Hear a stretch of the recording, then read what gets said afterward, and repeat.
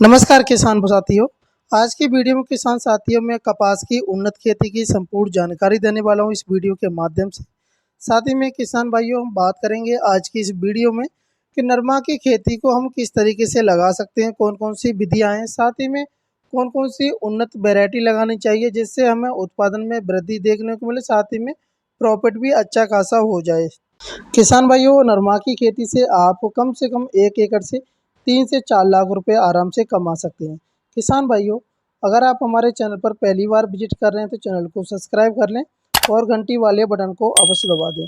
साथ ही में किसान भाइयों अगर आपको वीडियो अच्छी लगी तो वीडियो को लाइक और शेयर कर दें। सबसे पहले हम इस वीडियो में बात करेंगे अनुकूल समय की। तो हमें किसान भाइयों अप्रैल महीने से लेकर के जून महीने तक हम अपनी नरमा की फसल को आराम से लगा सकते हैं। साथ ही में किसान भाइयों जो अप्रैल और जून के बीच का जो महीने होते हैं वो काफ़ी सूटेबल होते हैं कपास की खेती के लिए, आराम से आप इसकी बिजाई कर सकते हैं। साथ ही में किसान भाई जब हम बिजाई करते हैं तो उस समय तापमान की बात करें तो तापमान 15 डिग्री सेंटीग्रेड से 21 तक होना चाहिए मिनिमम, और अधिकतम की बात करें 32 से 36 काफ़ी अनुकूल माना जाता है नरमा की फसल के लिए। खेत की तैयारी और भूमि का पीएच मान कितना होना चाहिए? तो किसान भाइयों वैसे हम नॉर्मल जो अन्य फसलों के लिए खेत की तैयारी करते हैं उसी तरीके से खेत को अच्छी तरीके से तैयार कर लेना है। साथ ही में एल्कलाइन की बात करें पीएच मान की तो 5 से लेकर के 6.5 के बीच में रहना काफ़ी अति आवश्यक तो होता है। साथ ही में किसान भाइयों सॉइल की बात करें तो आप चिकनी मिट्टी, दोमट मिट्टी में अगर आप लगाते हैं तो काफ़ी प्रोडक्शन में वृद्धि देखने को मिलती है। साथ ही में वैसे आप सभी प्रकार की मिट्टी में आप लगा सकते हैं, केवल जल जो भराव की जो खेत होते हैं उनमें आप अगर नहीं लगाएं तो काफ़ी अच्छा रहता है। कपास की खेती एक नन्ही फसल है किसान भाइयों जो कि नॉर्मल वाइट गोल्ड भी कहा जाता है। साथ में इसकी जो भारत में उत्पादन की बात करें तो 9.4 मिलियन हेक्टेयर भूमि का पर निकाला जाता है पर साल। वहीं राज्य की बात करें तो गुजरात से सबसे ज़्यादा और पंजाब, हरियाणा, राजस्थान, एमपी में सबसे ज़्यादा कपास की खेती की जाती है किसान भाइयों। वहीं पर अगर उन्नत समय की बात करें, उन्नत किस्मों के बारे में बात करें तो आप 5 से 6 वैरायटी किसान भाइयों आपको बताऊंगा जो आप इन वैरायटियों को आप लगा सकते हैं। नंबर 1 वैरायटी बीटी कॉटन राशि के नाम से आती है 773, बीटी कॉटन राशि 776, बीटी कॉटन राशि 650। वहीं पर किसान भाइयों यूएस के एग्री की सीड आती है 31 और अजय 555 बीटी कॉटन के नाम से आती है। वहीं पर किसान भाइयों आप शंकर कपास लगा सकते हैं, बीटी कॉटन आता है उसको लगा सकते हैं। किसान भाइयों ये जो वैरायटी है 140 दिन के और 160 दिन के अंतराल में हार्वेस्टिंग आप कर सकते हैं।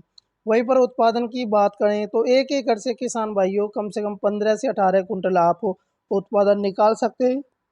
किसान भाइयों जब हम बिजाई करते हैं तो हमें सबसे पहले गहरी जुताई करा लेनी है और विद जो पाटा होता है पाटा लगा कर छोड़ देना है। साथ ही में गोबर की खाद की बात करें तो कम से कम 2 ट्रॉली गोबर की खाद प्रति एकड़ की दर से आप डाल सकते हैं।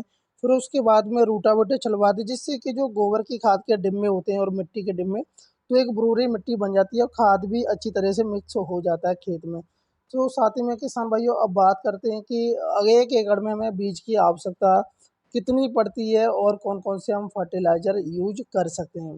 तो किसान भाइयों बोने की पूरी जो विधि होती है किसान भाइयों वो आप 2 तरीके से कर सकते हैं। एक हाथ छिड़काव से, एक मशीन से बिजाई करवा सकते हैं। किसान भाइयों जब आप मशीन से बिजाई करा रहे हैं तो आप उस विशेष ध्यान रखें कि जो लाइन से लाइन का डिस्टेंस है कम से कम 3 फीट होना चाहिए, और पौधे पौधे से दूरी की बात करें तो 1.5 से 2 फीट आप रखें तो काफ़ी अच्छा रहता है। साथ ही में किसान भाइयों और हम बात करें एक एक दो बीज की जो बोने की जो विधि होती है किसान भाइयों उसके द्वारा भी आप बिजाई कर सकते हैं या फिर हाथ की छिड़काव के द्वारा। वहीं पर किसान भाइयों बात करें कि कौन कौन से रासायनिक फर्टिलाइज़र हमें अपने खेत में डालने चाहिए।